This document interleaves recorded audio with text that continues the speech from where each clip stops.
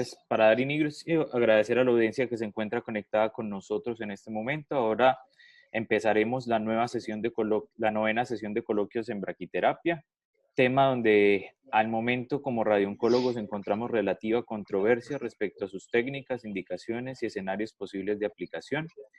Y en esta cuarta parte vamos a hablar, en esta tercera parte vamos a hablar de lo que se debería saber sobre braquiterapia en cáncer de próstata de baja tasa. Como moderadores el día de hoy tenemos al doctor Apolo Salgado, médico radiooncólogo, director del Departamento de Radioterapia del Instituto Nacional del Cáncer de Chile, líder y gran entusiasta de esta iniciativa sobre coloquios en braquiterapia, y quien les habla, David Martínez, médico radiooncólogo de la Corporación AUNA en Lima, Perú, y director de Educación e Investigación para Latinoamérica de Rayos contra el Cáncer. Antes de dar inicio a la charla, primero que todo, daremos unas breves instrucciones respecto a la dinámica de participación y antes recordarles que esta y otras actividades que la organización está desarrollando se encuentran disponibles en nuestro canal de YouTube, tanto sobre braquiterapia como radiocirugía y otros temas de interés en nuestra especialidad. La audiencia permanecerá con los micrófonos en silencio en aras de evitar posibles interferencias de audio. En el chat box podrán ir formulando las preguntas, además de poder solicitar la palabra levantando la mano, donde se habilitarán los micrófonos en orden de solicitud. Durante la charla activaremos el box de encuesta virtual en los tiempos que el speaker indique para una participación más interactiva. Entonces, sin más preámbulo, le doy paso al doctor Salgado para que nos haga la presentación del ponente del día de hoy.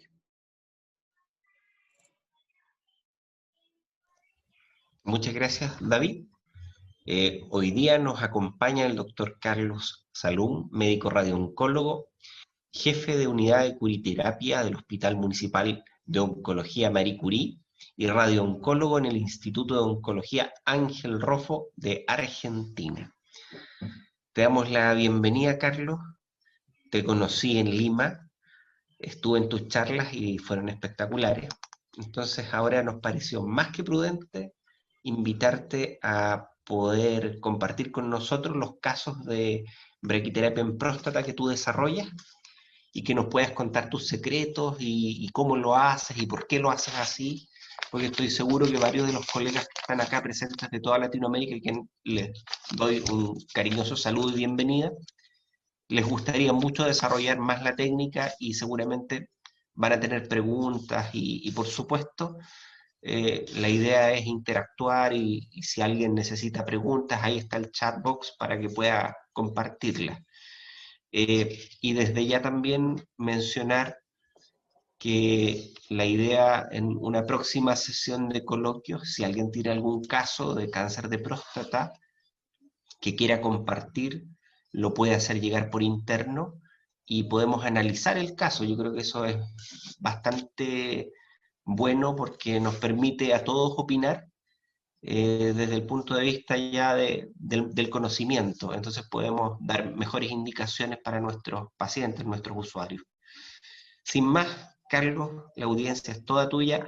Si quieres de repente parar y señalar algún punto o enfatizar algo y necesitamos hacerte preguntas de repente, acuérdate de nosotros que estamos aquí. Entonces, paras, tú dices, y conversamos algo en puntual que te parezca muy sensato enfatizar. ¿Te parece? Me parece perfecto. Los saludo a toda la audiencia y les agradezco mucho que estén ahí. La verdad que estas experiencias de Zoom son un desafío porque es raro el no tener el vínculo tan estrecho, intercambiar miradas y todo lo que implica este tipo de coloquios, pero yo los felicito por la organización de esto, porque yo les decía anteriormente cuando estábamos charlando, que es algo que realmente necesitamos. La radioterapia de toda Latinoamérica necesita hablar de braquiterapia, necesita que la braquiterapia se desarrolle y crezca. Para mí es la parte de la radioterapia que más me apasiona, la que me enamoró apenas comencé la residencia, y en especial en la próstata, porque es un desafío y es algo que realmente uno tiene gratificaciones constantes, no solo de poder hacerlo, sino de ver el desarrollo que tiene, cómo lo reciben los pacientes, cómo lo reciben las instituciones donde uno lo puede hacer, porque es una herramienta muy, muy, muy valiosa y poderosa también. Vamos a comenzar un poquito. La idea es contarles lo de braquiterapia de baja tasa de dosis. Me parece muy bueno el tema de que tengamos un diálogo interactivo, porque quedarse en la parte teórica de la braquiterapia a veces tiene gusto a poco, sino más bien los pormenores, las experiencias personales que ha tenido cada uno, el camino que ha habido que recorrer para poder implementarlo, porque en esto, si bien parece algo complejo, es algo que se puede hacer, no se necesita demasiado, es cuestión de tener un poco de entusiasmo y apoyo de las instituciones, que eso hablábamos recién, a veces es lo que nos falta a todos, nos falta el apoyo para poder desarrollar todo esto.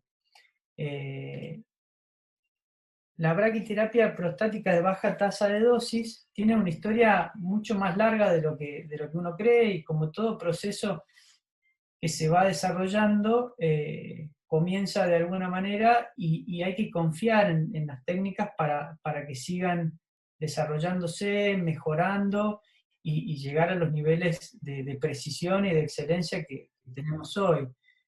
A mí siempre me gusta interiorizarme de dónde viene, en dónde estamos, porque esa es una buena manera para visualizar cuál es el camino por el que tenemos que seguir hacia adelante. Y lo interesante de esto es también que, a pesar de lo precario que podían parecernos hoy los implantes, tenían eficacia, lograban mejorar los síntomas de los pacientes, aliviar el dolor. Entonces esto se fue desarrollando, esto empezó en el año 1910 con implantes que eran endocavitarios, porque se colocaban fuentes de radium en la uretra, en la periferia de la próstata, en la vejiga. Después, con el tiempo, aparece el primer concepto de intersticialidad en próstata, cuando Flock inyecta oro líquido en la próstata, y por decirlo de alguna manera, la braquiterapia prostática moderna comienza en los años 70, cuando ya se empiezan a utilizar semillas selladas, las semillas de yodo, que en un primer momento se hacían a cielo abierto, y el gran cambio de paradigma ocurrió en el año 83, ¿no? Cuando se hizo el primer implante cerrado con agujas, guiado por ultrasonido, que hoy es el estándar, y realmente las técnicas nacen ahí y se han ido mejorando con el apoyo de la tecnología, con la mejora de los ecógrafos, los planificadores y los sistemas de navegación que nos dan mucho más certezas a la hora de la colocación de las semillas. Esto ha ido mejorando también con la confección de los templates, porque esto antes se hacía a mano alzada, sin una guía de precisión. Y en el caso del cáncer de próstata, yo siempre muestro esta diapositiva porque es algo que me encanta, porque el cáncer de próstata es la enfermedad más representativa de lo que las mejoras tecnológicas en radioterapia pueden ofrecer. Es decir, el desarrollo de la radioterapia siempre está ligado en un primer término al cáncer de próstata, por varios motivos, especialmente porque hoy sabemos el alfa-beta del cáncer de próstata, que es un alfa-beta que va a beneficiarse del escalamiento de dosis. Entonces, como todos sabemos, el escalamiento de dosis siempre va ligado a las mejoras tecnológicas. Es decir, no podemos escalar dosis por capricho, sino que tenemos que hacerlo de manera consciente y con el apoyo en la tecnología. Pero acá lo que uno puede ver es que hay como una competencia tecnológica para ver cuál es el mejor tratamiento para el cáncer de próstata. Entonces, dentro de la radioterapia, hay gente que su apuesta por la SBRT, porque tiene aspectos positivos, les gusta, los protones, que con su costo elevado, pero con su eficacia, y todos vemos todas las mejoras, la IGRT, los equipos modernos y demás, y yo lo que siempre digo que en América Latina no utilizamos o subutilizamos una herramienta que tiene resultados comparables con las mejores técnicas con un costo infinitamente menor. Es decir, la braquiterapia, por sobre todas las cosas, es el tratamiento de radioterapia que ofrece mayor beneficio en lo que es costo-efectividad. Son terapias económicas comparadas con las otras y son terapias que son muy efectivas comparadas con las otras. Hoy, si tenemos que esperar un resultado de una combinación de braquiterapia con radioterapia externa sin muchísima tecnología, tenemos resultados similares a protones o SBRT, y todos sabemos lo que cuesta un equipo de protones, lo que cuesta un equipo de SBRT, y sabemos también las realidades de nuestros países. Entonces, yo siempre hago énfasis en que no dejemos caer a la braquiterapia y por el contrario, pidamos braquiterapia, desarrollemos la braquiterapia y estos coloquios ayudan muchísimo desde mi punto de vista. Para empezar a definir un poquito qué es la braquiterapia de próstata con baja tasa de dosis, ¿no? Las características de esta técnica es que es un implante permanente con semillas, ¿no? Porque, por ejemplo, en la alta tasa es un implante transitorio donde la fuente radiactiva va a estar un determinado tiempo y el paciente se va a ir sin el material radiactivo colocado. En esto es un implante permanente, la tasa de dosis oscila entre 0,4 y 2 Gray-hora, esto es la definición de baja tasa de dosis. Es un método con carga directa, significa que cuando estamos realizando el procedimiento estamos manipulando directamente el material radiactivo, es decir, lo colocamos nosotros. La intención de este tratamiento es curativa y es una técnica guiada por imágenes. Yo acá me detengo un minuto porque en radioterapia nos gusta ponerle títulos a las prácticas que hacemos cuando en realidad son toda una evolución de lo que estamos haciendo, ¿no? Radioterapia 3D, radioterapia intensidad modulada, radioterapia guiada por imágenes. Y eso se utiliza en algún punto para vender, ¿no? Una técnica, ya sea desde el punto de vista médico, pero también para venderlo desde el punto de vista económico. Y en esto la braquiterapia siempre ha quedado un poco relegada, y en realidad la braquiterapia moderna debe ser una braquiterapia guiada por imágenes. Y esto es válido para cáncer de próstata, es válido para el cáncer de cuello uterino, que es la patología prevalente que vemos en el día a día. Entonces esto también tenemos que intentar equipararnos con la radioterapia externa. Hoy hay un fuerte desbalance entre la radioterapia externa y la braquiterapia. Entonces eso está muy desfasado y creo que tendríamos que nivelarlo, y la braquiterapia tiene argumentos para ponerse a ese nivel o incluso a veces por encima. En braquiterapia de próstata utilizamos distintos tipos de fuentes, ¿no? En el comienzo, lo que se llamaba braquiterapia, hoy llamamos radioterapia clásica, los radionucleidos que usaban era el radón y el oro. El problema con estos radionucleidos es que tienen fotones de mucha energía, una vida media muy corta, con lo cual los pacientes tenían que permanecer internados, aislados, y no era muy práctico eso desde el punto de vista. Luego, con la incorporación de las fuentes más modernas, ¿no? de cesio, pero fundamentalmente el iodo 125 y el paladio, que son los dos isótopos más utilizados, en especial el de iodo 125, que es el de uso más extenso. En Argentina, por lo menos, no hay otro tipo de fuentes que no sea de iodo 125. Y las características de esto es que tienen fotones de 28 keV y una vida media de 60 días, para redondearlo. Estos radioisótopos tienen una serie de ventajas, tienen una vida media larga, tienen esto, como les comentaba, la emisión de fotones de baja energía, que esto lo que permite es que reduce la exposición del personal en un quirófano. Esto no requiere de un búnker especial ni de un quirófano en particular, con lo cual acá volteamos una barrera grande que se tiene con la braquiterapia. Si uno lo compara con la braquiterapia prostática de alta tasa de dosis, uno necesita una habitación blindada y eso a veces es una limitación. Entonces acá en un quirófano común de cualquier institución uno puede desarrollar la braquiterapia de baja tasa. Entonces eso ha hecho que tenga una extensión muy rápida y muy amplia. Es decir, esto se empezó a utilizar en muchísimos centros y prácticamente no había una limitación edilicia.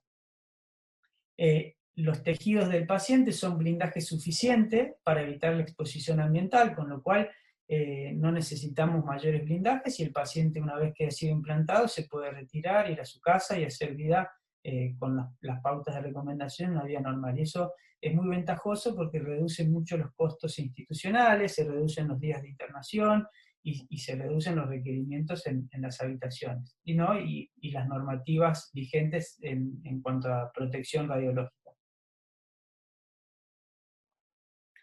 Las fuentes radiactivas son fuentes selladas, que son de pequeño diámetro, tienen un diámetro de 0.8 milímetros, un largo de entre 4,5 milímetros y 5 milímetros, dependiendo del fabricante, y tienen una cápsula de titanio que las reviste.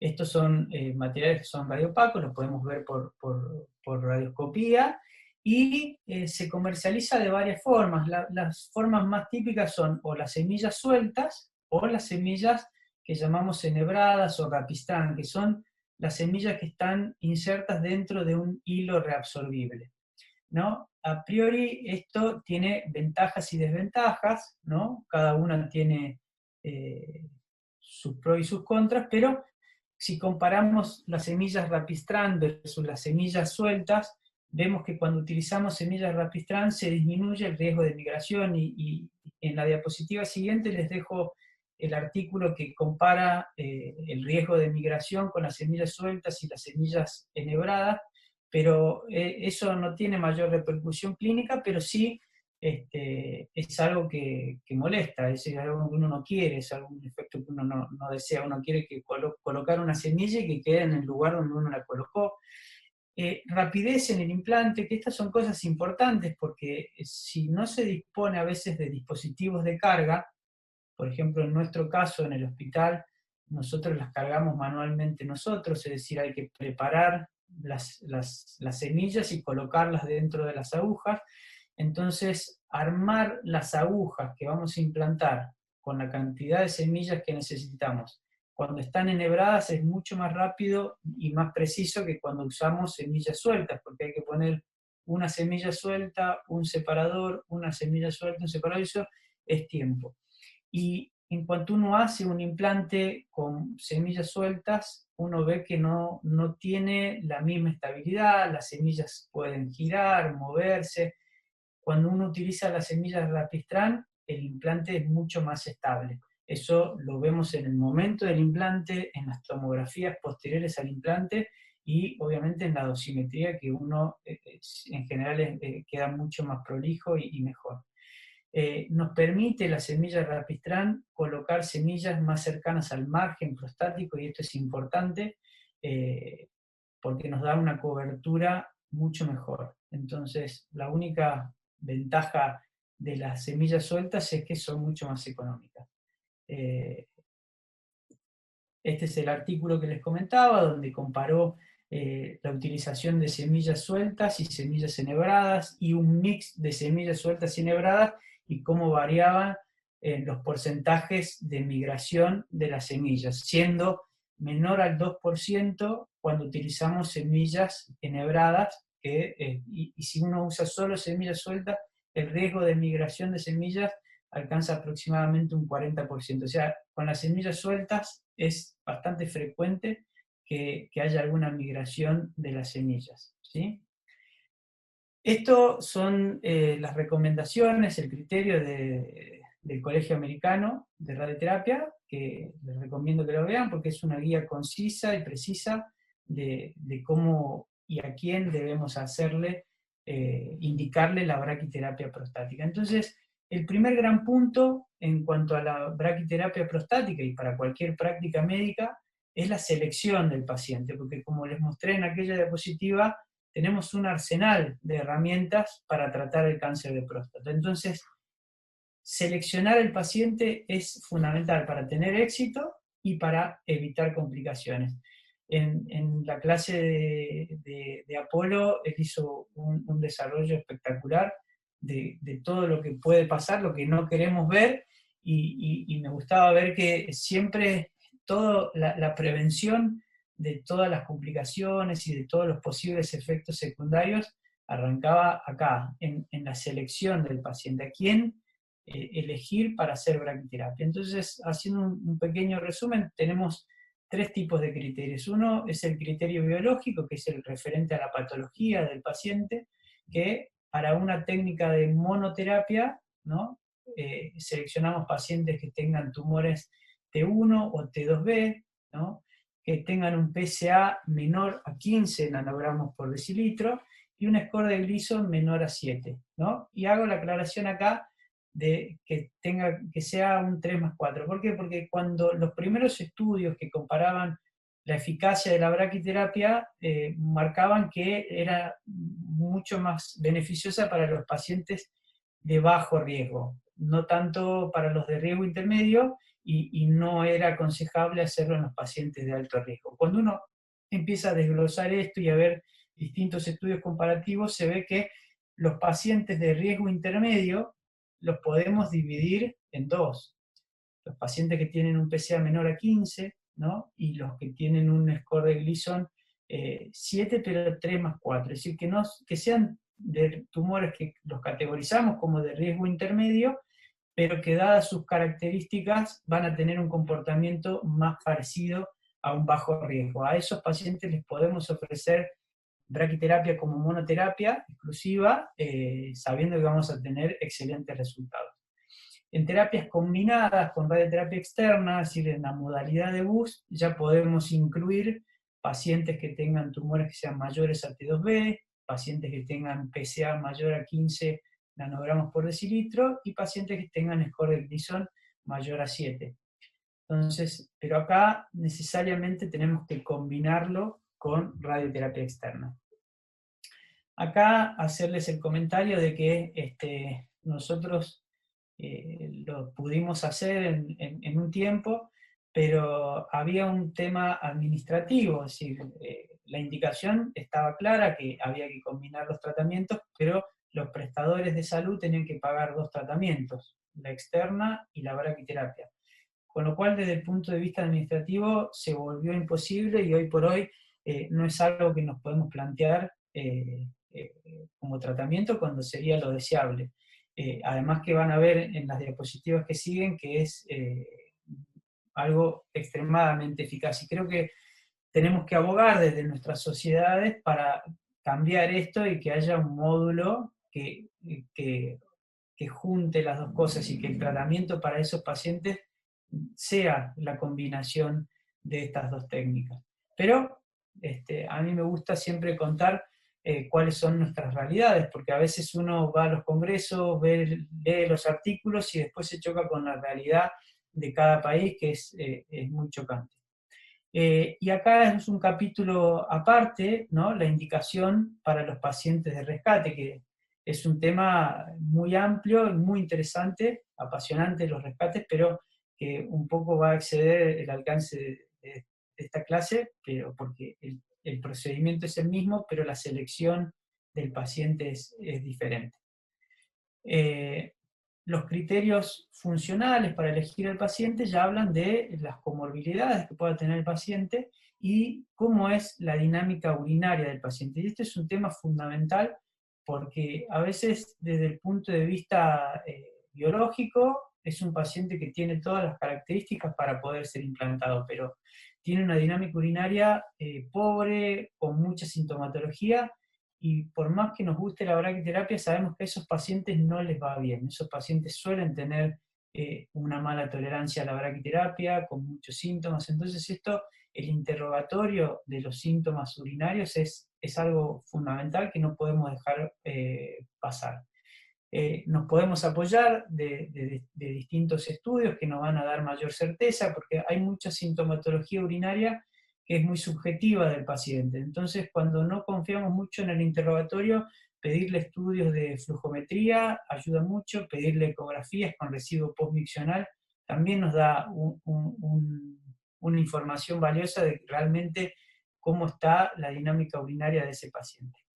Y por último, los criterios balísticos, ¿no? Que tienen que ver con el tamaño de la próstata, el volumen prostático, que se habló en la charla anterior, y en mi opinión, lo estándar es manejarse con volúmenes prostáticos menores a 50, 60 centímetros cúbicos, volúmenes prostáticos que sean mayores a 20 centímetros cúbicos, que no tengamos, o sea, que tengamos ausencia e interferencia del arco púbico, y que no haya limitaciones en el posicionamiento. Y esto a veces uno no le da mucha importancia, pero cuando vemos pacientes añosos o pacientes que han recibido radioterapia externa, que están con alguna molestia o que tienen cirugías que le limitan la movilidad, lo tenemos que tener en cuenta porque hay algo fundamental para que una braquiterapia sea exitosa, que es el posicionamiento del paciente. Parece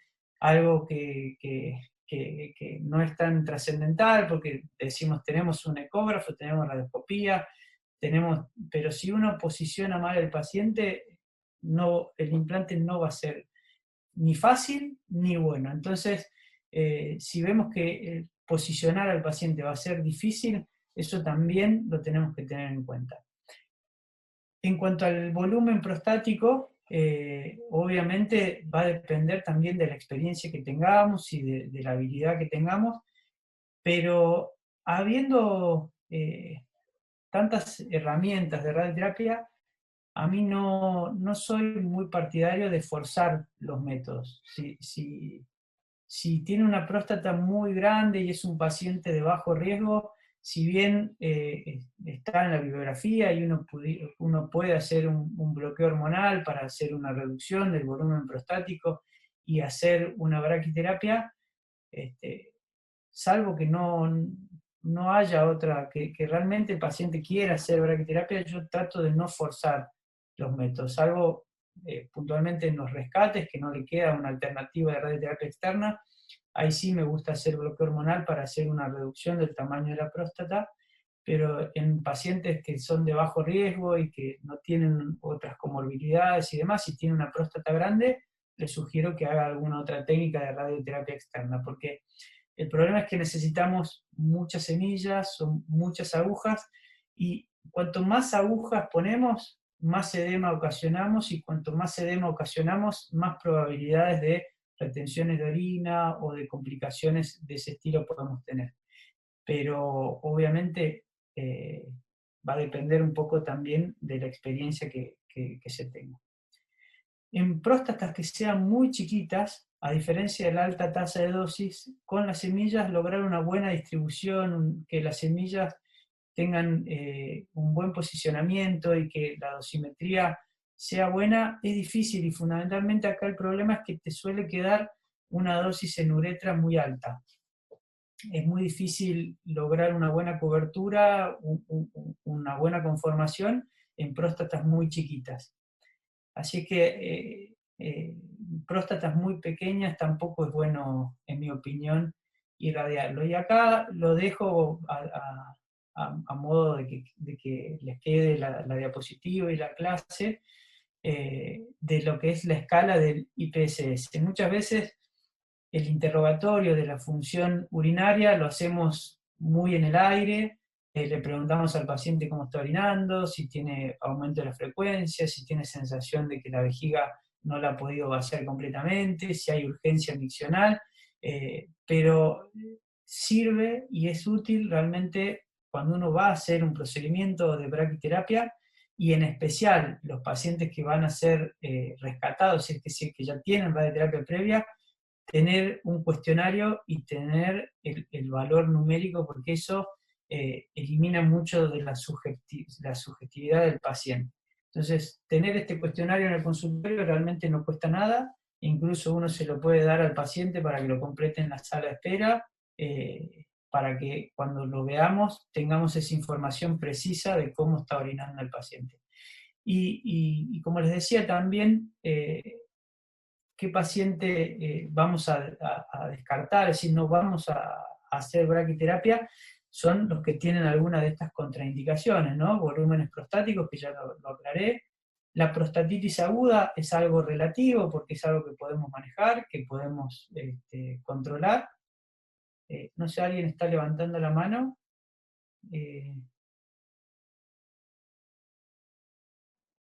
¿Alguien quiere hacer una pregunta? Acá no sé, veo Olga.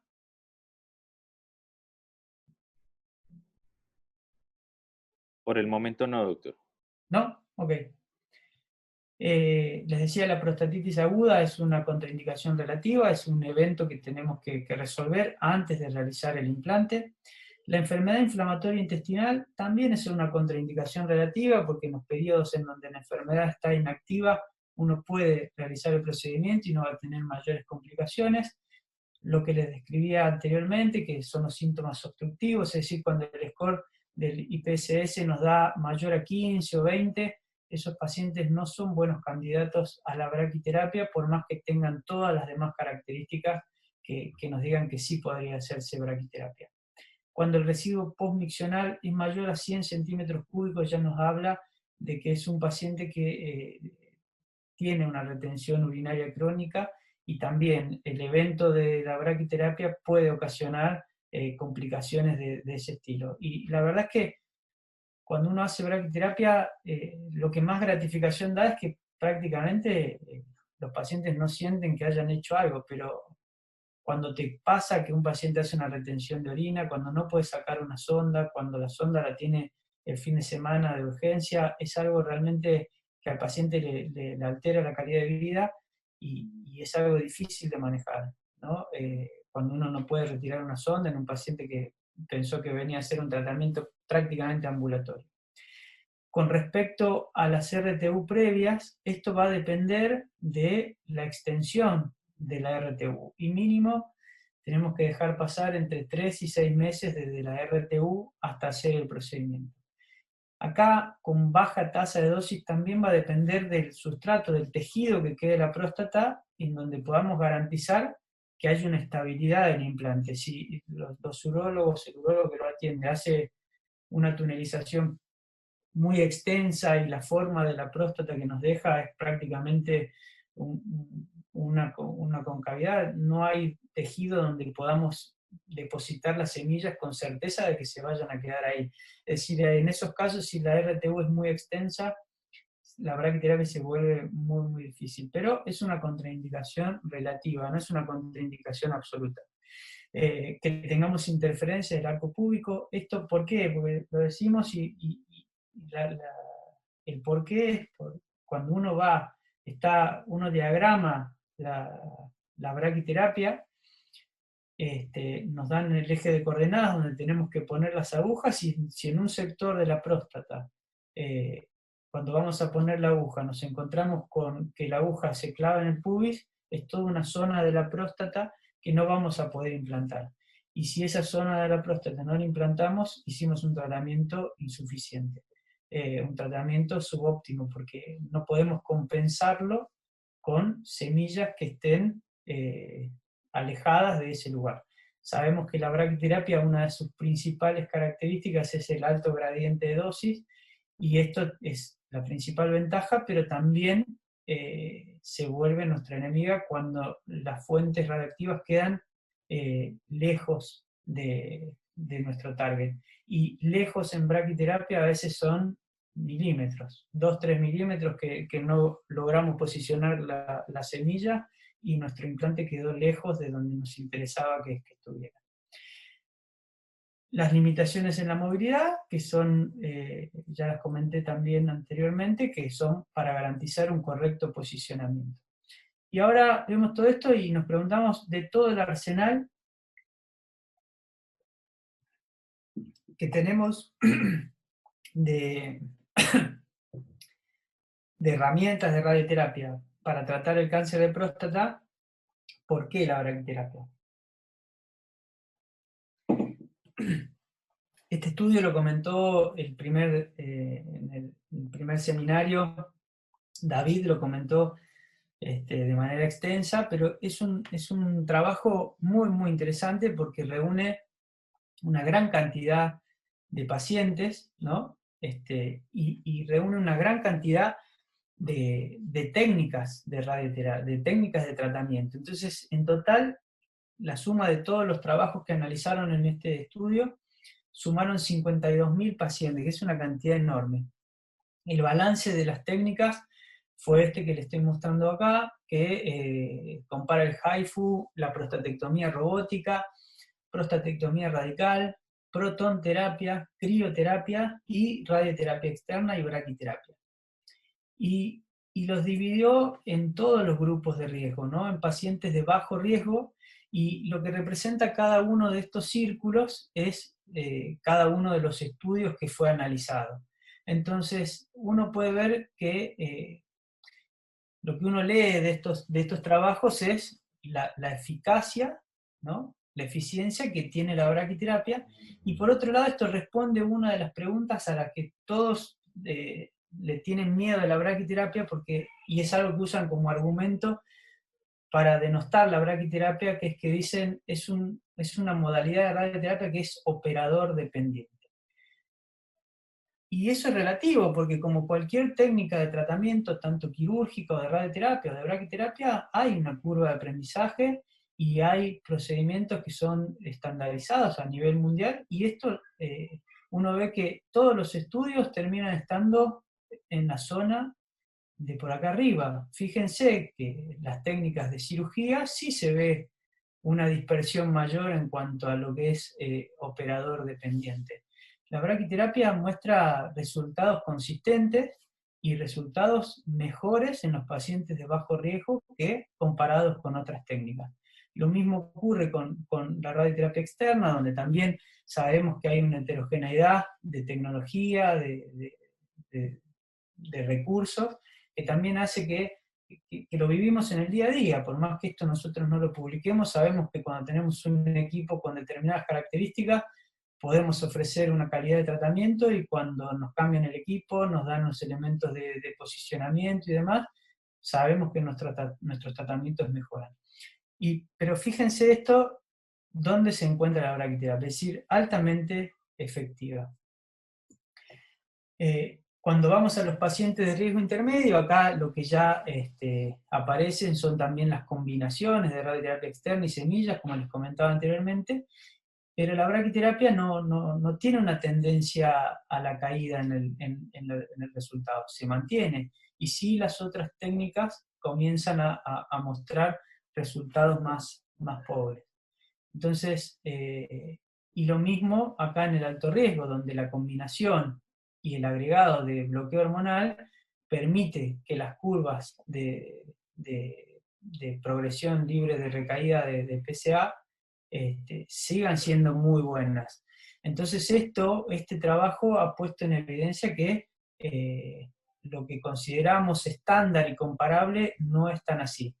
Esto ha hecho que los equipos quirúrgicos, los urólogos, se replanteen la agresividad de la cirugía, ¿no? En ser un poquito más agresivos con la cirugía, pero los resultados acá demuestran la eficacia de la braquiterapia. Comparable a veces solo con técnicas, como les dije anteriormente, de un costo muchísimo más elevado. Entonces hoy yo pregunto, en Latinoamérica, cuántos tienen protones, cuántos tienen equipos de radiocirugía, cuántos tienen equipos de radioterapia guiada por imágenes, y cuántos podrían tener braquiterapia con esta modalidad. Si uno analiza los costos, ve que es mucho más probable que haya braquiterapia que haya externa, y sin embargo pasa todo lo contrario. ¿A qué costo hacemos braquiterapia? Ya sabemos y vimos en estos estudios, y no los quiero aburrir porque hay miles de estudios que demuestran que es efectivo.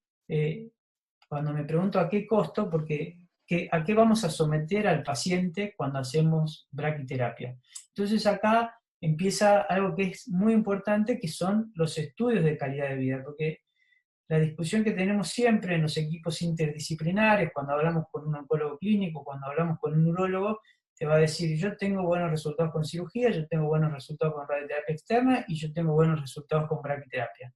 Entonces ya desde el punto de vista del control tumoral, vimos en los estudios anteriores que quizás la braquiterapia no es igual que las otras, incluso hasta es mejor en muchos casos.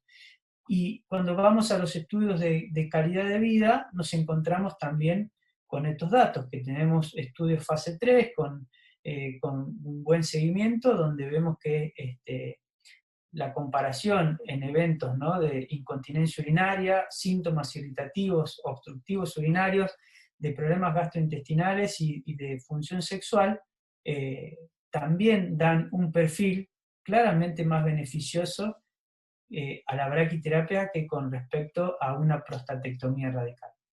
Entonces esto, además de que haciendo una braquiterapia estamos dando una probabilidad de curación alta, estamos dando una baja probabilidad de efectos secundarios. Entonces esto es como el balance terapéutico ideal, ¿no? Vemos en este cuadro comparativo donde la incontinencia urinaria es un evento muy raro en braquiterapia. No quiere decir que no pueda ocurrir, pero es algo que hay que tener en cuenta, porque en cuanto a la calidad de vida, es un factor que deteriora muchísimo la calidad de vida de un paciente cuando tiene incontinencia urinaria, porque esto da un paciente que no tiene seguridad de que va a contener la orina, es un paciente que no va a reuniones sociales, es un paciente que tiene problemas laborales, porque es un paciente que no se siente cómodo regresando a su trabajo, y siempre en esto uno se acuerda de pacientes puntuales. Uno de los primeros pacientes a los que hicimos braquiterapia en el hospital llegó a la braquiterapia cuando prácticamente no había muchos centros de braquiterapia en Argentina. Llegó porque era un docente universitario en donde lo aterrorizaba la posibilidad de tener incontinencia urinaria, porque el hombre decía que él estaba frente a un auditorio dando clase y que a él no le preocupaba la impotencia sexual, sí le preocupaba la incontinencia urinaria. Y de esto la clase de David también hizo un planteamiento del problema que me pareció genial, porque cada paciente es diferente y cada paciente viene con una concepción distinta, y nosotros le tenemos que dar una respuesta de qué espera de este tratamiento. Y la braquiterapia en este sentido tiene una respuesta muy buena. En cuanto a disfunción sexual ocurre algo muy parecido.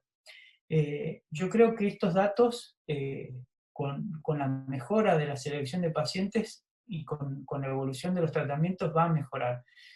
Hoy nosotros nos basamos en hacer una braquiterapia con criterios clínicos y con poco estudio imaginológico. Lo que comentaba David de la selección de los pacientes con la resonancia magnética y con toda la información que nos ofrece la resonancia magnética, teniendo esa información estoy convencido de que los implantes pueden mejorar. A veces, cuando hay una terapia ya establecida y unos protocolos de tratamiento establecidos, pedir este tipo de estudios a veces al principio es difícil, pero yo estoy convencido de que tener una buena anatomía con resonancia, con una buena delimitación de dónde están los paquetes vasculonerviosos y cómo podemos verlos y hacer fusiones de imágenes en quirófano, eso nos va a permitir mejorar aún más estos resultados, que ya de por sí son buenos. Y acá, también lo comentaba David en su charla, no tenemos buenos interrogatorios sobre la disfunción sexual.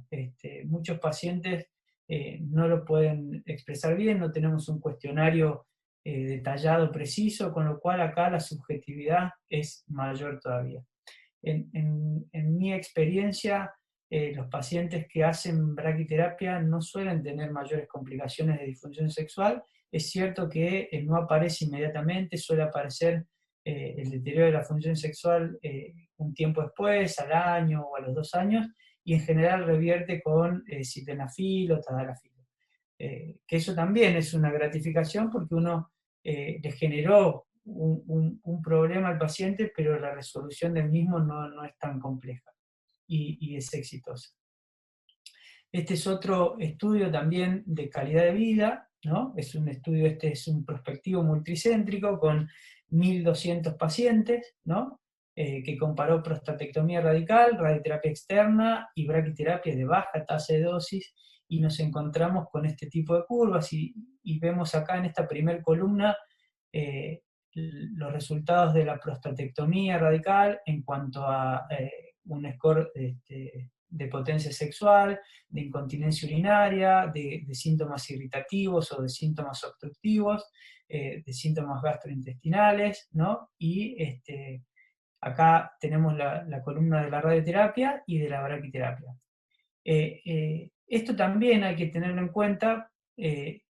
La cirugía tiene un impacto inicial muy marcado, en especial en la incontinencia, que suele ser muy notoria en los primeros 2-3 meses, y después hay una mejoría, pero después no vuelven a su curva inicial. Cuando vemos las curvas de la braquiterapia, el impacto también, ¿no? Suele ser los primeros 2 meses, que es cuando aparece la toxicidad, pero después esos síntomas revierten la gran mayoría de las veces, y la línea de base vuelve a ser muy parecida a la inicial, a la previa al tratamiento. Y esto es un poquito el resumen de ese trabajo, donde vemos que la disfunción sexual para la prostatectomía radical afecta al 66% de los pacientes versus un 30% de los pacientes de braquiterapia. Es severa la disfunción sexual en un 26% en los pacientes sometidos a cirugía y de un 16% en los pacientes sometidos a braquiterapia. En cuanto a la incontinencia urinaria, porcentajes también a favor de la braquiterapia, con un 13%, y la prostatectomía radical un 27%. Con la cirugía lo que se tienen son menos síntomas irritativos, ¿no? Y la irritación prolongada aparece más en los pacientes que han hecho braquiterapia. Acá a mí no me gusta entrar en esta típica pelea de la cirugía, la braquiterapia, porque la clave está en saber quién se va a beneficiar en cada oportunidad. Si tenemos un paciente que tiene una próstata grande, que tiene síntomas obstructivos, que tiene síntomas irritativos, y que se le diagnostica un cáncer de próstata, a ese paciente la radioterapia externa tampoco le soluciona esos problemas, y ese es un paciente que sí es candidato a una cirugía. Entonces, acá hay que saber bien, frente al paciente que estamos, qué le vamos a ofrecer y qué podemos esperar, ¿no? Las recomendaciones, como para ir resumiendo un poquito, ¿no? Es que para el cáncer de próstata de riesgo intermedio bajo, la braquiterapia se puede ofrecer como monoterapia, ¿no? En riesgo intermedio, que más de un comportamiento más parecido al de alto riesgo, tenemos que hacerle radioterapia externa y ofrecer el boost con braquiterapia, porque esto mejora los resultados oncológicos y no agrega mayor toxicidad ni efectos secundarios. Para los pacientes con cáncer de próstata de alto riesgo hay que ofrecer el boost, ya sea con alta tasa o con baja tasa, y el bloqueo hormonal. Cuando uno compara la braquiterapia de alta tasa con la de baja tasa, la comparación es simplemente para que sepamos dónde estamos parados con cada una de las técnicas, ¿no? Pero las ventajas de la braquiterapia de baja tasa de dosis es que lo podemos manipular en sala, que no necesitamos una habitación blindada. Entonces esto para las instituciones es voltear una barrera que suele ser muy significativa, ¿no? Hay un consenso de dosis, que esto es un problema relativo, porque realmente si nos basamos en el modelo lineal cuadrático y con las tablas de conversión de dosis, las múltiples opciones de fraccionamiento que ofrece la alta tasa de dosis no son un gran problema. La baja tasa es un implante único, ¿no? Y en la alta tasa a veces puede haber fracciones múltiples. Que esto está yendo en un camino de cada vez menos implantes. Cuando se empezó a hacer alta tasa, en general se hacían múltiples implantes, y eso desde el punto de vista logístico, práctico y traumático era más difícil de manejar, pero hoy cada vez se avanza más al implante único, ¿no? En cuanto a la toxicidad aguda, como les comentaba, con baja tasa suele aparecer entre los 2 y los 4 meses, con alta tasa es un poquito más atrasada la manifestación de la toxicidad. La baja tasa es un estándar para el bajo riesgo, ¿no? Para el riesgo intermedio bajo, y la braquiterapia de alta tasa de dosis es un estándar como boost en pacientes de alto riesgo. La evidencia que tenemos en baja tasa es excelente porque tiene muchísimos años, hay mucha consolidación de la información, y la braquiterapia de alta tasa de dosis está recolectando esa información. En mi opinión, va a terminar demostrando que es mejor que la baja tasa de dosis. Todos quisiéramos siempre tener la herramienta de alta tasa de dosis. Tiene un costo menor comparado con la radioterapia externa, y nos ofrece una excelente cobertura dosimétrica, y esto es válido para tanto la baja tasa como la alta tasa. Y ahora, desde el punto de vista práctico y para ejecutar la braquiterapia, es qué necesitamos para hacer la braquiterapia de próstata, ¿no? Necesitamos, bueno, un quirófano, cualquier quirófano común y corriente, y el material específico de la braquiterapia de próstata son las semillas de iodo 125, ¿no? Que ya se las describí anteriormente, las agujas de implante, que son agujas con la punta biselada, agujas huecas, y que tienen un mandril para poder depositar las semillas. La industria vende algunos elementos que nos permiten minimizar lo que sería la manualidad, ¿no? Aparatos que van a hacer el movimiento de depositar las semillas, que yo en lo personal no los he utilizado nunca. No puedo decir si realmente te cambian mucho la precisión del implante, pero el manejo de las agujas es en el punto, digamos, clave para que lo que uno planifica se pueda ejecutar correctamente, ¿no?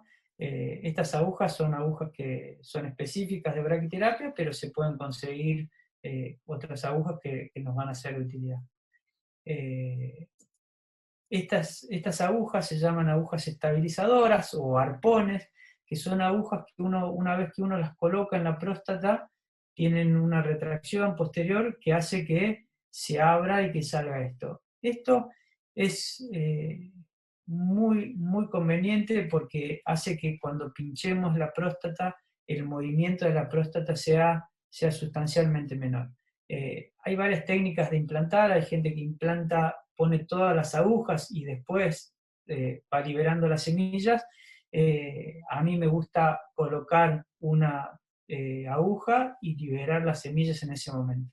Me parece más prolijo y me resulta más cómodo. Entonces, con esa técnica de implante, disponer de estas agujas estabilizadoras es realmente cómodo. En Argentina cuesta muchísimo conseguirlas, en general no las conseguimos, entonces a veces tenemos algunas y no tenemos para todos los implantes, pero cuando las conseguimos son muy, muy beneficiosas. En especial se nota mucho en los pacientes que tienen algún sobrepeso, porque tienen la próstata como mucho más móvil, porque está englobada por una grasa periprostática, y eso hace que cuando la pinchemos haya mayor movilidad de la próstata. Entonces, estas agujas realmente son muy prácticas. ¿Se puede hacer el implante sin estas agujas estabilizadoras? Sí, se puede hacer perfectamente, pero hay que ser mucho más preciso a la hora de pinchar las agujas para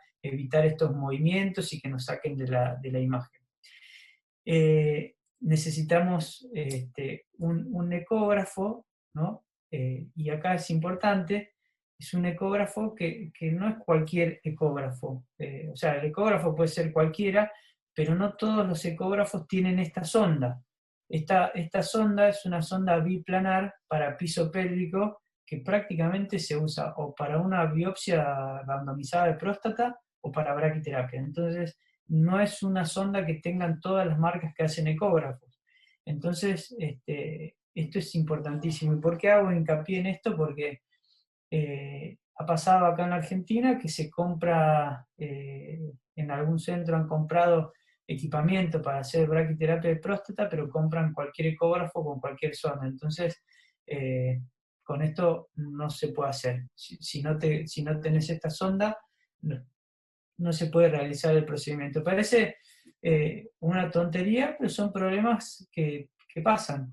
Cuando el que compra no es el que hace la braquiterapia, piensa que ecógrafo con sonda rectal y compra cualquiera. Compra uno que tenga una sonda para ecografía transvaginal y piensa que es lo mismo. Y esto es fundamental, este tipo de sonda. Esto, el ecógrafo y con esta sonda se van a colocar en lo que llamamos stepper y pie, que es donde vamos a fijarlo, y hay de distintas marcas. Este es el que tenemos en el ROFO, es un pie Cisco, pero vienen de distintas marcas. Todos básicamente hacen lo mismo, que nos ofrecen controlar los movimientos y que esos movimientos los podamos medir. Son movimientos que están milimetrados y que esto una vez que uno lo coloca, lo fija. El ecógrafo es importante que sea para braquiterapia porque en la pantalla del ecógrafo nos va a proyectar una grilla virtual, ¿sí? Esta es la grilla física, la que les estoy mostrando, no sé si llegan a ver el cursor, y tiene que haber una coincidencia para que cuando coloquemos la aguja a través de la grilla física, nos tiene que coincidir con la aguja virtual. Esa es la manera de que naveguemos y que hagamos la colocación de las semillas. Acá yo les cuento como algo anecdótico. En el año 2007, cuando empezamos a hacer los primeros implantes de próstata en el Instituto ROFO, no teníamos este pie. Teníamos uno que había hecho por encargo nuestro un matricero, que le mostramos los modelos del catálogo y nos copió lo mejor que pudo el pie. Entonces, antes de cada implante teníamos que hacer la calibración de eso, porque no tenía la precisión que tiene esto.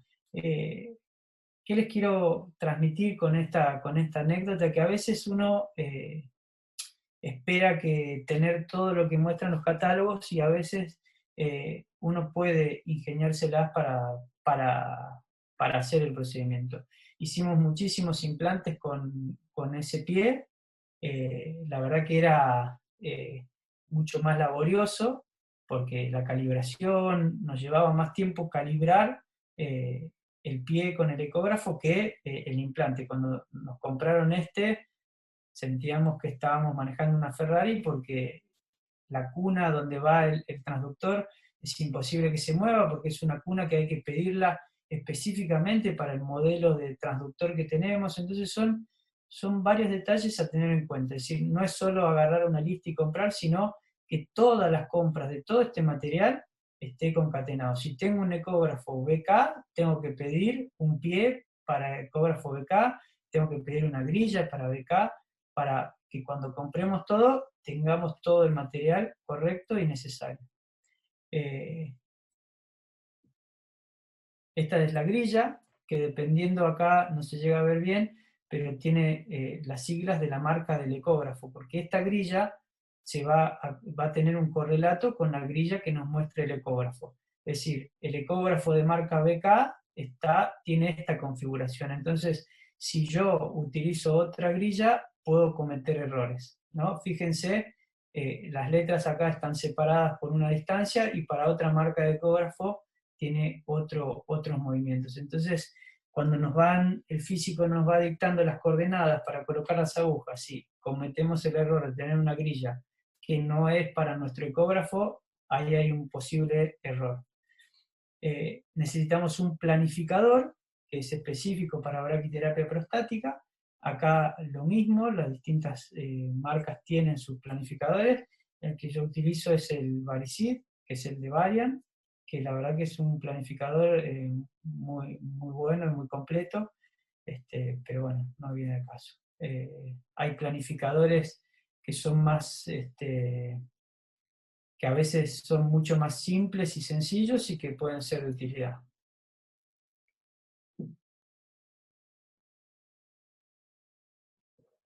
Ahí me volví para atrás. ¿Cómo tenemos que preparar al paciente desde el punto de vista clínico, ¿no? Tenemos que tener un prequirúrgico completo, ¿no? Laboratorio, serología, coagulación, riesgo quirúrgico, y el consentimiento informado, por más que sea algo obvio que todo paciente al que vamos a hacer un tratamiento tiene que tener un consentimiento informado, el consentimiento informado debe ser muy completo y es la oportunidad que tenemos de explicarle al paciente absolutamente todos los riesgos. Y esto, a un cirujano esto es por demás obvio, pero en radioterapia estamos acostumbrados a que los pacientes firmen consentimiento informado, somos de los servicios que más prolijos somos en cuanto al consentimiento informado, pero el consentimiento informado para un paciente que va a ir a quirófano es muy diferente que el que va a hacer un tratamiento ambulatorio en nuestro servicio de radioterapia. Tenemos que hacer mucho más énfasis en las posibles complicaciones que pueda haber. Y tenemos que hablar de un montón de cosas que quizás para hacer radioterapia externa no se las comentamos.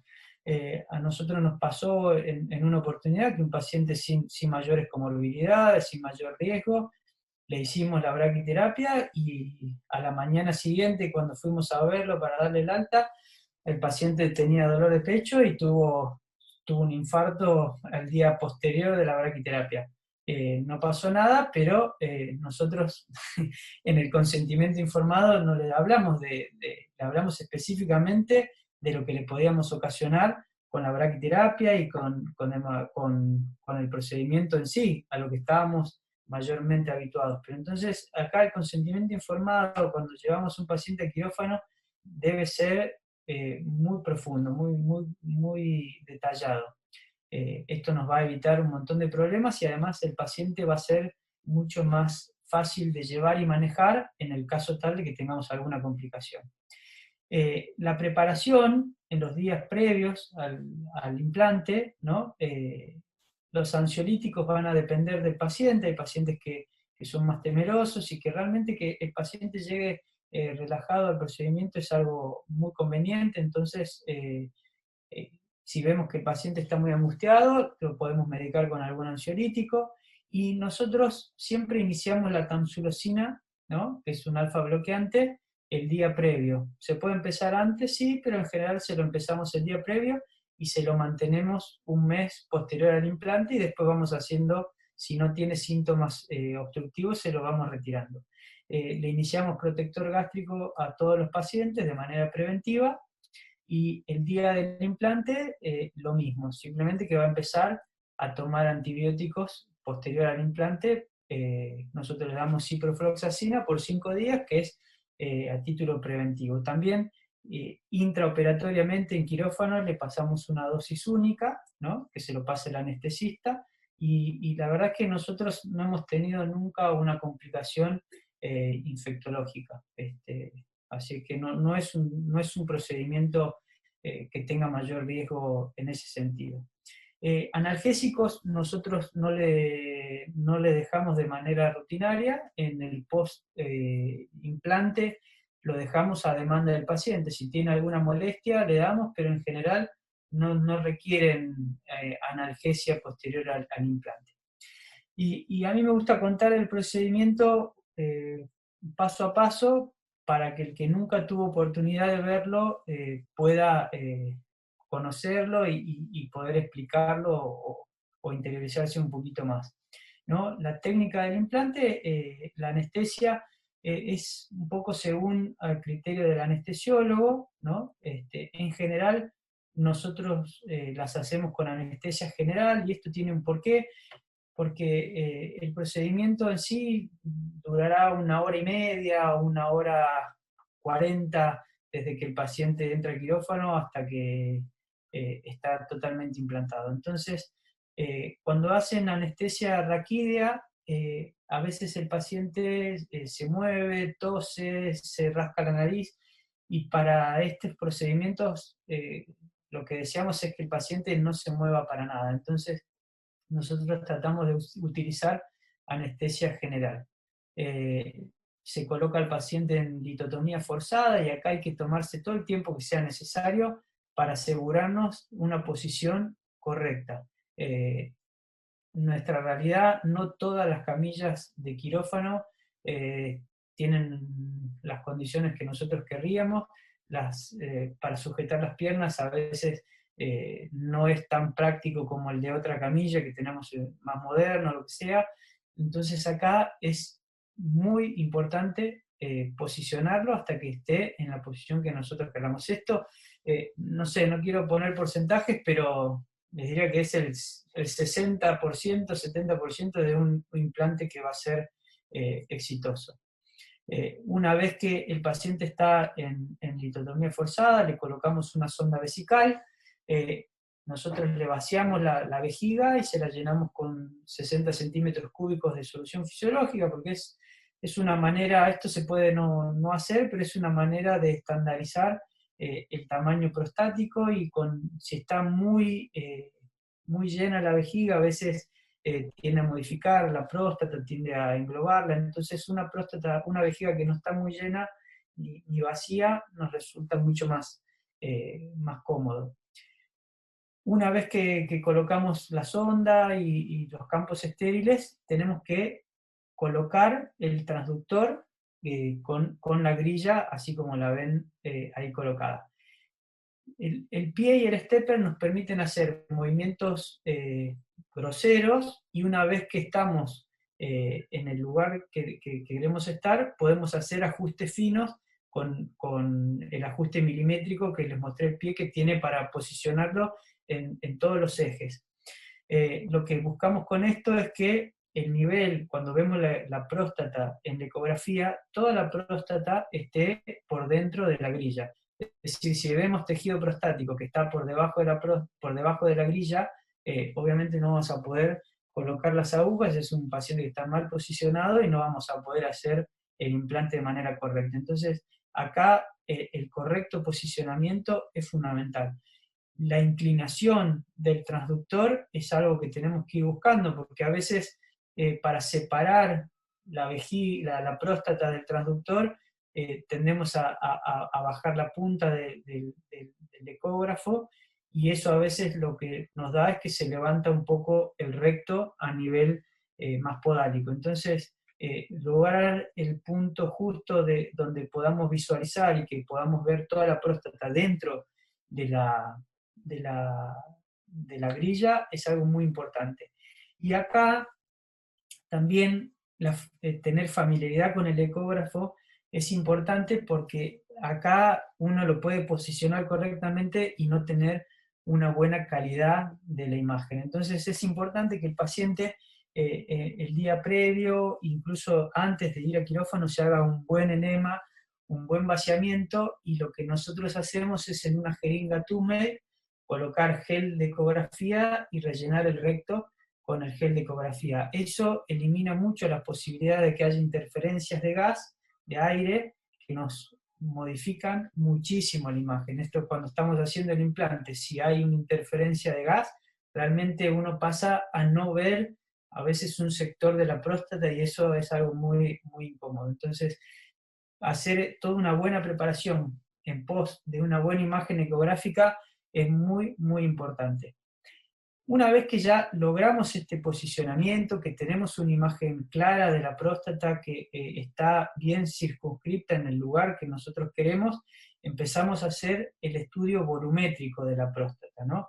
Y acá la tecnología tiene mucho para decir. Estos stepper o pie que son robóticos milimetrados, vamos haciendo la adquisición de las imágenes. Entonces, nosotros no tenemos un pie robótico, tenemos un pie manual. Entonces el pie manual tenemos que ir haciendo una retracción de la sonda, ¿sí? Acá se puede ver que estamos la base de la próstata y el ápex, y el ecógrafo, que es lo que les comentaba, la sonda es una sonda biplanar, una de esos planos que tiene el ecógrafo hace cortes axiales. Entonces vamos haciendo un corte de la base, retraemos el ecógrafo 5 milímetros o 2,5, dependiendo el gusto de cada uno y las posibilidades que te ofrezca el pie, vas haciendo la retracción y vas haciendo la adquisición de cada uno de los cortes de la próstata. Y se los vas delimitando en el ecógrafo. Esto lo va capturando el físico en el planificador y como si estuviese ingresando las imágenes tomográficas. Esto, una vez que se hizo la adquisición, se puede hacer el contorneo y la delimitación de las estructuras en el planificador. Hay pies, Nucletron tiene un pie, no sé si alguna otra marca lo tiene, que hace un barrido, hace una rotación con el pie que es robótico, y utiliza la sonda longitudinal del transductor ecográfico para hacer una adquisición del volumen. Ya ahí no hay un corte a corte, sino que lo hace con la sonda longitudinal.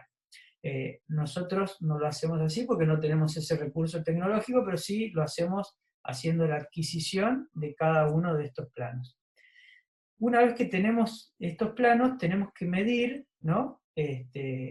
Cuántos centímetros tenemos desde nuestra grilla hasta lo que vemos en la próstata. Y nosotros lo hacemos midiendo, colocando una aguja y diciéndole al físico a cuántos centímetros de la grilla tenemos la base de la próstata. Entonces eso nos va a dar el eje Z de nuestro implante. Una vez que hicimos eso, colocamos los arpones, que lo pueden ver, tiene unas maripositas que una vez que están en posición, como las pesas de un gimnasio, uno la abre y la coloca para que la aguja no progrese hacia adentro del paciente, y retrae el arpón para que la aguja tampoco salga hacia afuera, ¿no? Se colocan estos arpones, los colocamos en posiciones paramediales, alejados de la uretra, con el recaudo. Si ven, estos arpones tienen esa forma como de gota, lo que te indica la punta es para dónde va a abrir el arpón. Y esto es importante, esa colocación, porque si las ponemos al revés y abrimos, podemos hacer que el arpón pinche la uretra, y eso es algo que no queremos. Entonces, esta posición lo ponemos ahí, para uretral, para fijar la próstata. Esto en ecografía se ve así, tratamos de fijar bien cerca de la base. Una vez que tenemos fija la próstata y ya las imágenes las hemos pasado al planificador, en el planificador contorneamos como lo hacemos en radioterapia externa. Una vez que hemos contorneado la próstata y los órganos de riesgo, se hace la planificación, ¿no? ¿Qué vamos a contornear, ¿no? Y esto es fundamental para tener una dosimetría. Y a diferencia de la externa, la dosimetría en braquiterapia de próstata es una dosimetría intraoperatoria. Acá la braquiterapia tiene mucho más inmediatez, tiene mucho más vértigo que la radioterapia externa, porque a veces en radioterapia externa, si tenemos un plan que no nos gusta, lo podemos evaluar, podemos pedir que otro lo vea. Una vez que estamos en quirófano con el paciente, hay que hacer la dosimetría, optimizarla y ejecutarla. Entonces es algo que se hace ahí mismo en el quirófano. Entonces los volúmenes que vamos a definir, ¿no?, son un volumen blanco, que es la próstata, más un margen de 3 milímetros en todas las direcciones, menos hacia el recto, que puede ponerse o no ponerse margen, o poner 1 milímetro de margen. Este es un PTB. Y esto surge de la evidencia que hay en que los tumores de próstata, al ser más periféricos, pueden tener una infiltración hacia la cápsula prostática y tener una extensión que en general no supera los 3 milímetros. Con lo cual, no solo marcar la próstata, sino que darle este margen de extensión es fundamental para garantizar el éxito del tratamiento. Y la próstata debemos delimitarla desde la base hasta el ápex, ¿no? Como les comentaba, se pueden definir estos cortes cada 2,5 milímetros o cada 5 milímetros, o que lo que es mejor es con un barrido volumétrico, ¿no? Lo del barrido volumétrico tiene muchísimas ventajas, en especial porque no todas las próstatas tienen la misma forma, hay algunas que son más heterogéneas, pasamos de un corte donde vemos un volumen prostático pequeño a otro que vemos un volumen grande. Entonces elegir bien en dónde vamos a hacer los cortes es fundamental también para tener una buena reconstrucción. Con el barrido volumétrico esa reconstrucción suele ser más fácil, más clara, pero con la experiencia viendo ecografía uno va encontrándole la forma de estar seguro que delimita bien la próstata. En el caso del recto vamos a pintar toda la superficie, ¿no?, y vamos a pintar todo el recto donde tengamos próstata. Esto, donde hay próstata tenemos que marcar toda la cara rectal. En cuanto a la uretra, hay varios trucos para ver bien la uretra. Se puede poner gel de ecografía dentro de la sonda, pero la realidad es que cuando uno coloca la sonda en ecografía uno puede ver bien la uretra. A veces, si uno tiene duda, puede hacer pequeños movimientos de la sonda y uno ve con mayor claridad dónde está la uretra. A mí me gusta a la uretra darle un poquito más de margen, más generoso con el volumen de la uretra, porque esto nos permite ser mucho más cuidadosos. Hay quienes hacen un dibujo de la uretra mucho más chiquito, porque así el histograma después queda más lindo, pero no es la realidad de lo que después va a terminar ocurriendo, ¿no? Entonces, hacer una buena delimitación de la uretra es importante para disminuir los posibles efectos, ¿no?, los posibles efectos secundarios. Y esto, a título de lo que hago, de comentarles, es que luego del implante, ¿no?, una vez que ya colocamos todas las agujas, todas las semillas, hacemos una navegación ecográfica, revisamos que toda la próstata haya quedado implantada correctamente, que las semillas estén en donde nosotros queríamos, que no ver nada que nos preocupe, ¿no? Un recorrido ecográfico luego del implante.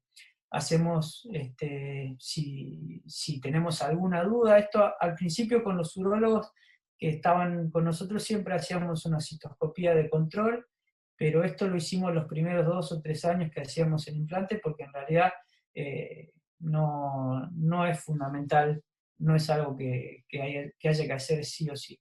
Es cierto que en algún caso te puede dejar alguna duda de que alguna semilla esté en la vejiga, y es bueno, si tenemos un urólogo a mano, que haga la citoscopía y tengamos la certeza de que eso fue así. Limpieza de la herida. Acá, en general, después de la limpieza de la herida, en la habitación al paciente se le puede poner hielo para que tenga ahí un efecto antiinflamatorio, pero con la limpieza y colocación de una gasa es suficiente.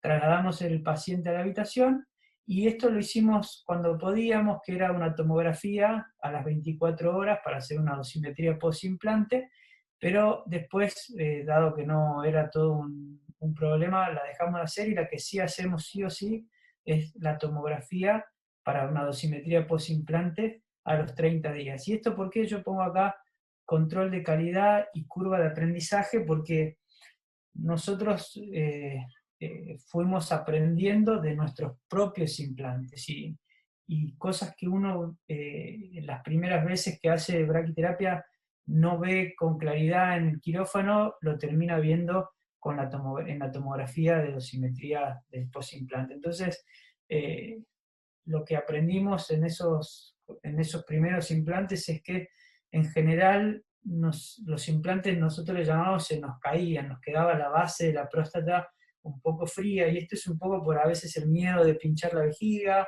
o más que nada por la técnica de retracción de las agujas y de las semillas, porque cuando uno coloca la aguja, la tiene que fijar a la mano y fijar el mandril y retraer la vaina de la aguja. Entonces es un movimiento que tiene que estar muy, muy sincronizado, y al principio son milímetros que se te vienen las dos manos juntas para atrás, entonces te queda la base un poco descubierta.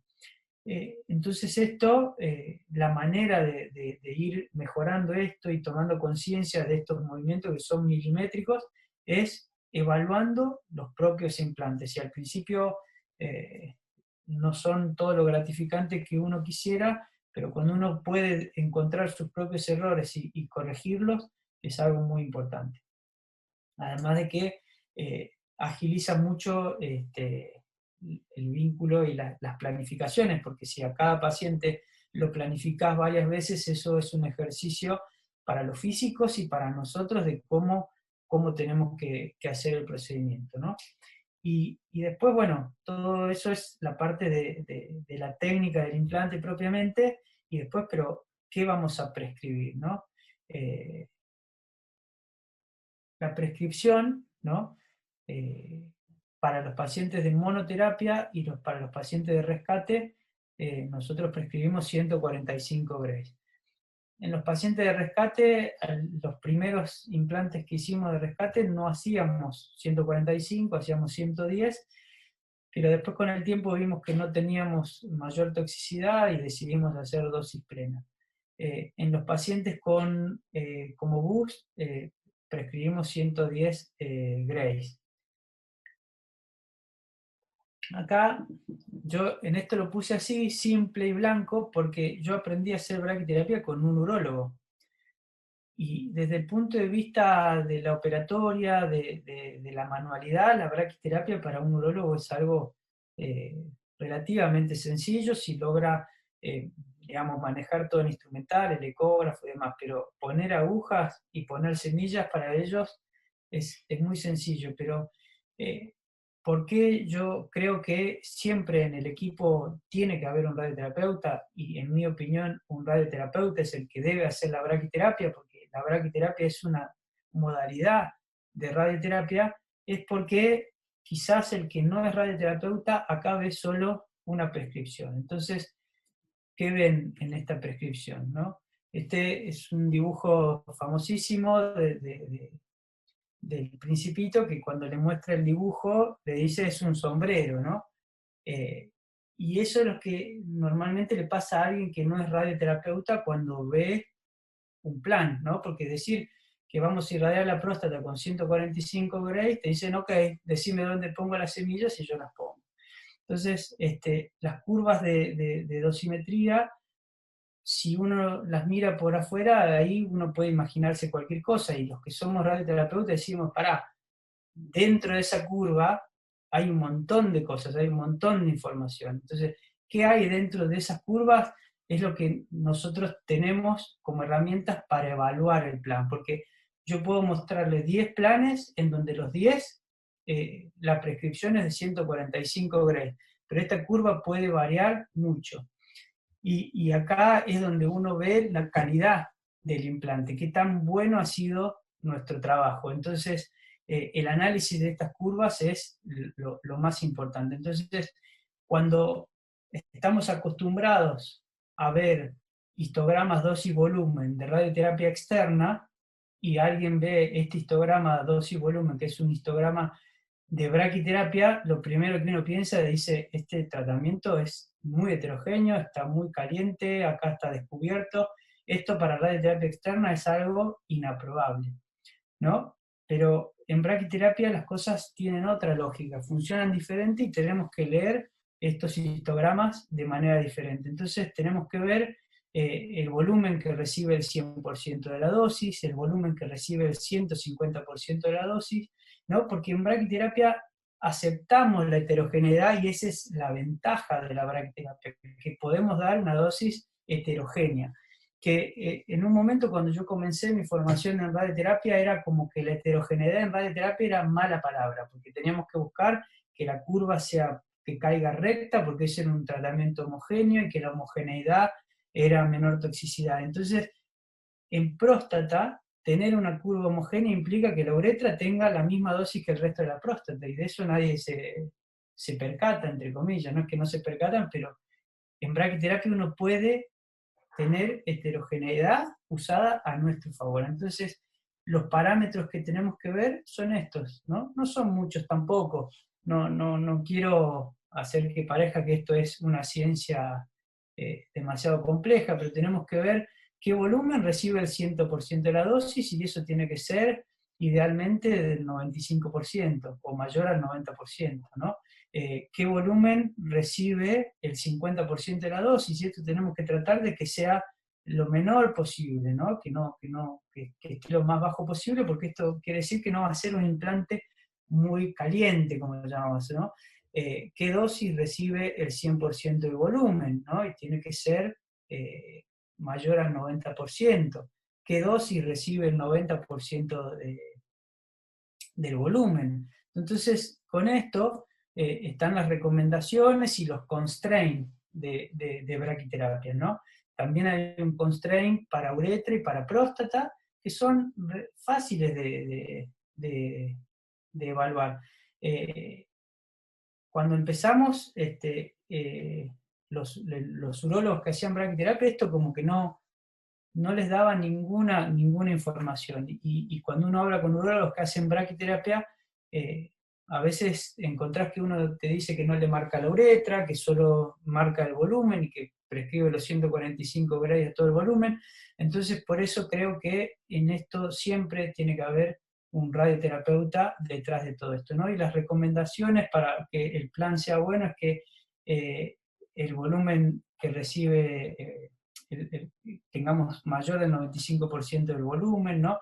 Que el volumen que recibe el 100% de la dosis sea mayor al 90%, que el volumen que tenga el 150% de la dosis sea menor al 60%, ¿no? Que la uretra, el 1% de la uretra reciba menos de 230 grays, o también este es otro constraint, que el volumen que recibe el 150% de la dosis sea menor al 5%, y para recto, ¿no? El volumen que recibe el 100% sea menor a 1 centímetro cúbico, ¿no? Entonces, con estos parámetros, uno sabe que si los cumple, el implante va a ser correcto. Los planificadores hoy, uno les programa todos estos constraints, y te va poniendo como un semáforo si cumplís con todos estos constraints. Entonces, en la medida que vas haciendo planes, te das cuenta en dónde tenés que poner las semillas para cumplir con todo esto. Si cumplimos con todo esto, el implante muy probablemente sea exitoso. Y lo que no les comenté, en la dosimetría post-implante también hacemos una evaluación similar a esta, en donde vemos que la dosis que recibe el 90% del volumen, si es mayor a 140 Gray, ya eso es un factor predictivo de que nuestro implante va a ser exitoso. Entonces, las herramientas dosimétricas nos ayudan mucho, porque a los 30 días, cuando vemos al paciente que hemos implantado, le hacemos la dosimetría post-implante y vemos que la dosis que recibe el 90% de volumen recibió la dosis adecuada, nos quedamos tranquilos de que ese paciente tiene muchas chances de que le hayamos hecho las cosas bien. Y un poco para cerrar, las conclusiones es que la braquiterapia de próstata es un tratamiento costo efectivo, extraordinario, es un tratamiento guiado por imágenes, es un tratamiento seguro, es un tratamiento en donde sí es verdad que hay que hacer una curva de aprendizaje, pero que no es una técnica que sea imposible de aprender, que creo que los radioterapeutas tenemos que perder el miedo a lo quirúrgico, a las agujas, porque ahí hay un terreno muy, muy amplio para explorar. El que el que hizo 2 o 3 braquiterapias sabe que es muy gratificante y es una herramienta que está subutilizada. Nosotros tenemos una realidad que me imagino similar a la de toda Latinoamérica, en donde es complejo el poder hacer todo lo que uno quiere, porque siempre faltan recursos, siempre falta una buena predisposición del que toma las decisiones, o incluso a veces hay una buena predisposición, pero los mecanismos de ejecución son malos, como les comentaba, hace poco 2 centros de radioterapia en Argentina compraron equipamiento, pero compraron ecógrafos que no eran los correctos, entonces está todo ahí a la espera. Entonces, hay muchas barreras por voltear, pero creo que es la herramienta que tiene que crecer en Latinoamérica porque, ya les digo, uno frente a un paciente con cáncer de próstata está ofreciendo en un paciente de bajo riesgo más del 95% de posibilidades de curarlo en un tratamiento que no lo comenté acá, pero nosotros se interna un viernes a la mañana y el viernes a las 6 de la tarde se fue a su casa, sin sonda en el 99% de los casos, con lo cual es un paciente que hizo un tratamiento ambulatorio prácticamente.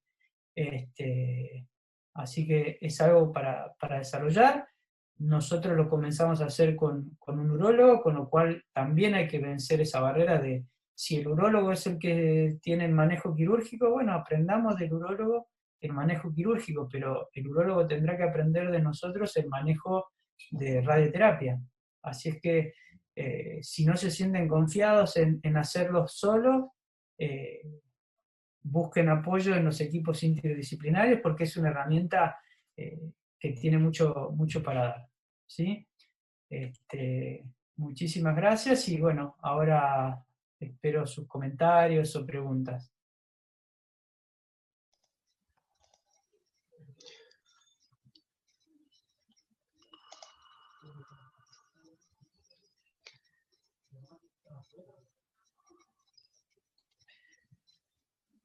Te damos las gracias, Carlos, por la excelente presentación. Yo creo que tocaste todos los puntos principales. Tengo un par de preguntas y luego damos paso a los colegas si quieren comentar algo o también preguntar. ¿Qué rol le ves tú a la baja tasa en cáncer de próstata versus la alta tasa? Pensando en el problema de Latinoamérica, que son los costos. Si tú quisieras implementar un programa de braquiterapia de próstata, ¿decantarías hoy en día por alta tasa y tener solo alta tasa? ¿O baja tasa para próstata exclusiva? ¿O te gustaría tener las dos? ¿Cómo lo ves tú? Idealmente me gustaría tener las dos porque te ofrecen unas respuestas distintas para cada caso, pero si tengo que elegir una, sin duda elegiría alta tasa de dosis. Es el proyecto y el sueño que tenemos hace mucho tiempo que no lo hemos podido concretar, puntualmente por esto que yo contaba de que hay requerimientos de infraestructura, de edificio, porque el quirófano nosotros lo tenemos en un pabellón diferente de donde tenemos el búnker de alta tasa. Pero si yo tuviese que elegir, elegiría alta tasa, y más hoy. Cuando empezamos el proyecto de próstata en el hospital, que fue en el año 2007, la alta tasa era como, bueno, son 3 implantes, 6 fracciones, era a la realidad de nuestro hospital, con llevar al paciente a un quirófano tantas veces, tanto anestesista, era algo muy complejo. Yo no sé cómo será en el resto del país, pero acá los anestesistas son los únicos médicos que tienen un régimen distinto y cobran por cada prestación. Entonces se hace el costo más elevado de un hospital son los honorarios de los anestesistas. Con lo cual ahí la alta tasa tenía una limitación, pero hoy con la alta tasa como única fracción, con lo que ya sabemos que es un tratamiento seguro y efectivo, sin duda que si me dan a elegir, elegiría alta tasa. sin duda. Y otra consulta, ¿tú le ves algún rol? Y yo estoy seguro que a lo mejor vas a compartir algo de la respuesta. Eh, tenemos yodo. Si tuvieras paladio o le ves algún rol al cesio, si tuvieras la oportunidad de tener varios tipos de semillas, las escoges todas y indicas algún tipo para algún paciente en particular, o con el yodo podríamos tener más que suficiente. La verdad es que con el yodo tenés respuestas suficientes. Lo que tiene el paladio es que por ahí al tener una mayor actividad, una vida media más corta, no sé, quizás para algún paciente con mayor riesgo, pero no, con el yodo creo que ofreces buena respuesta. Y en esto creo que también está la costumbre y el hábito de cada uno. Nosotros, a veces parece que el isótopo es igual siempre, ¿no? Y nosotros en el hospital teníamos un problema porque tenías que encargar las semillas y tenés que pedir con qué actividad, ¿no? Pedís las semillas. Entonces, normalmente las recomendaciones son que la actividad sea en torno de 0.4, ¿no? 0.5. El tema es que con esa actividad a veces vos pedías y el cálculo de cuántas semillas debías usar te daba que tenías que pedir 100 semillas. Entonces, 100 semillas, porque acá te venden por cada semilla, no es que para un paciente hay un módulo de próstata, sino que el prestador tiene que pagar, si pedís 55 semillas, paga 55, si pedís 70, paga 70. Entonces, cuando hacíamos ese cálculo y se pedían muchas semillas, no te lo autorizaban. Entonces, a veces era jugar con la actividad. Era 60 semillas, hasta 60 semillas te paga tal prestador. Bueno, pidamos 60, pero con 0,55, 0,60, como para poder dar una cobertura. No, no es lo ideal, porque a veces cuando tienen mucha actividad, la distancia entre las semillas, la planificación, corres riesgos de que te quede alguna zona más fría o más caliente, especialmente. Entonces, tener una actividad homogénea, eso te ayuda desde el punto de vista de la tranquilidad, ¿no? A veces buscar ese punto justo entre cantidad de semillas y la actividad que vas a poner es importante, porque nosotros también notábamos, y después hubo publicaciones que lo corroboraron, es que mientras más agujas pones, más efectos secundarios tenés.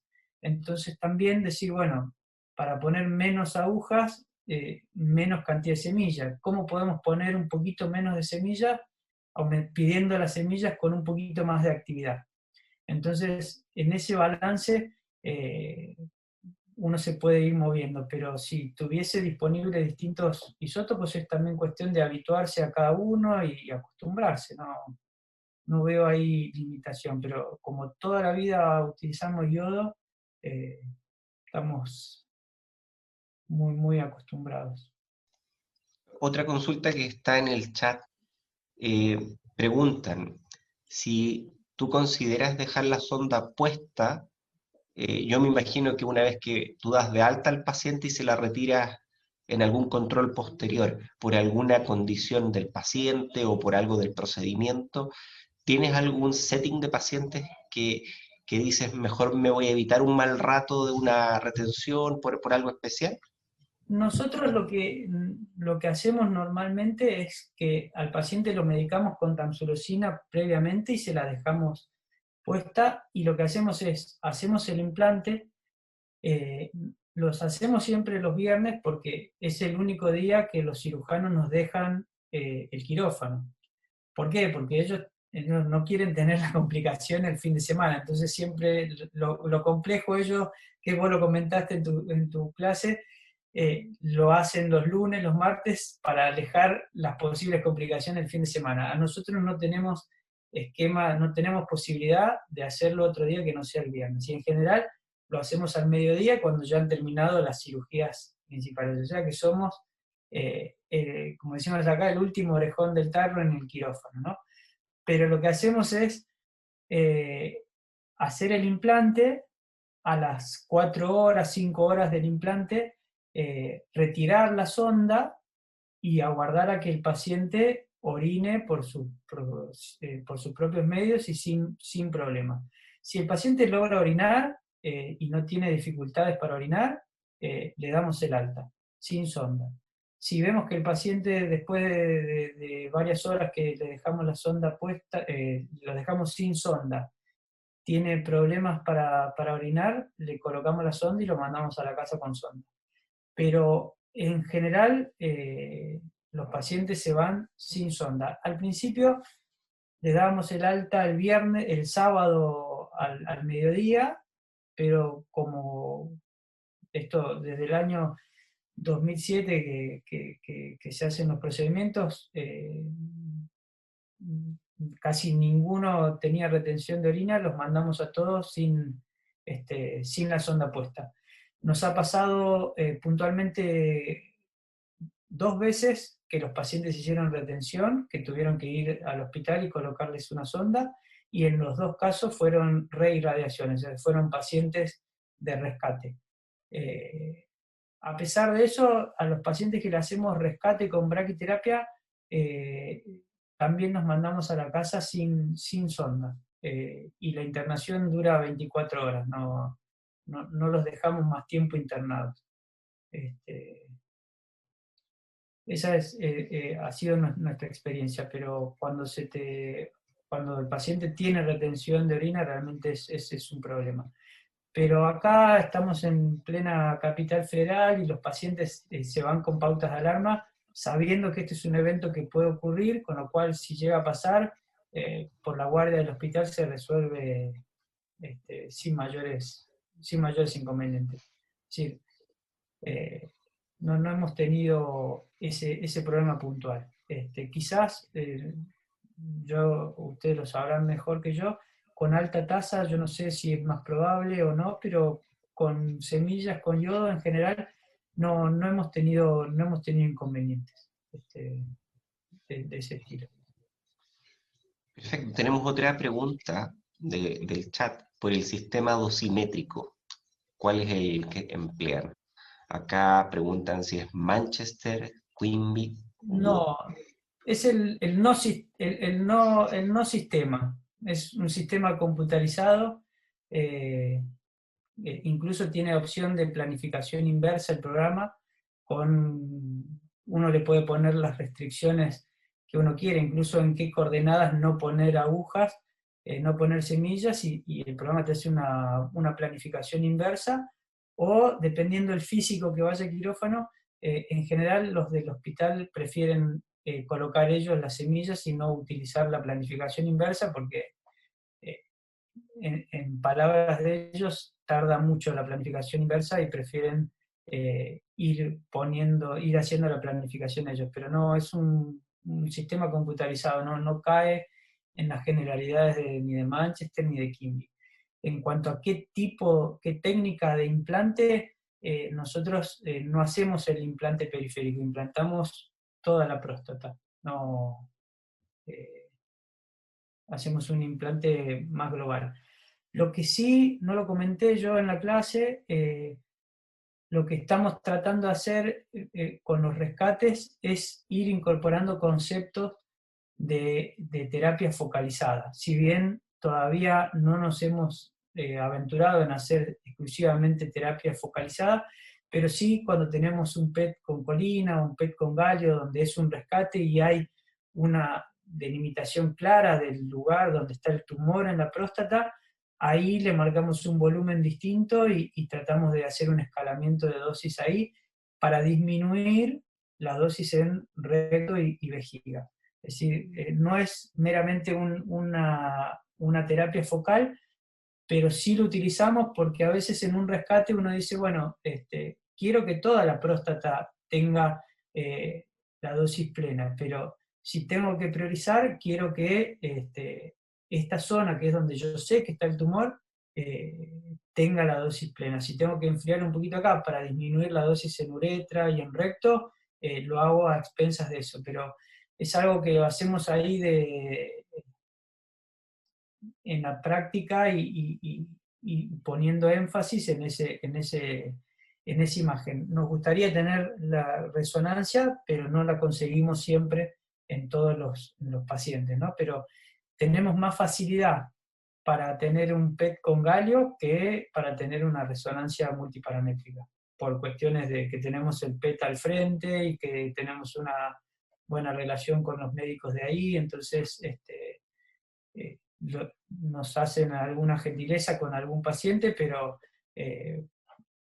ese es un concepto que me parece muy interesante, ¿no? Hacer como un bus integrado en la zona donde tenemos certeza de tumor. Pero no, respondiendo a esa pregunta, no es un sistema computarizado, no es ese sistema asimétrico.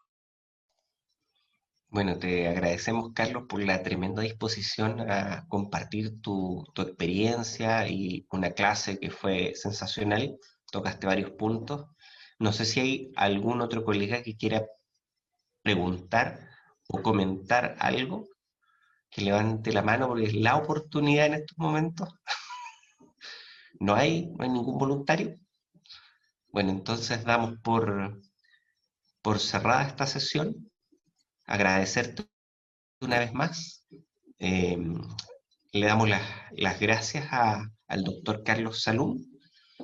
Y además, en sus pantallas están viendo el próximo coloquio, que es la cuarta parte, la cuarta sesión de lo que es braquiterapia de próstata, donde vamos a discutir algunos casos clínicos y todos los que estén interesados, por favor nos hacen llegar algún caso y ya sea si ellos mismos lo quieren compartir o se comunican conmigo por chat y nosotros presentamos el caso de ustedes o lo analizamos en conjunto, porque así podemos aprender todo. Desde ya los invitamos en 2 semanas más entonces a la cuarta sesión y estamos muy agradecidos de toda la concurrencia y estos videos recuerden que quedan enganchados en la página de YouTube de Rayos contra el Cáncer. Por lo pronto, un abrazo a todos y cuídense. Nos vemos. Chao, chao. Gracias a ustedes, un abrazo grande. Muchas gracias a todos, doctor Salum, muchas gracias, cuídense mucho y hasta la próxima oportunidad. Hasta luego, el agradecido soy yo. Hasta luego.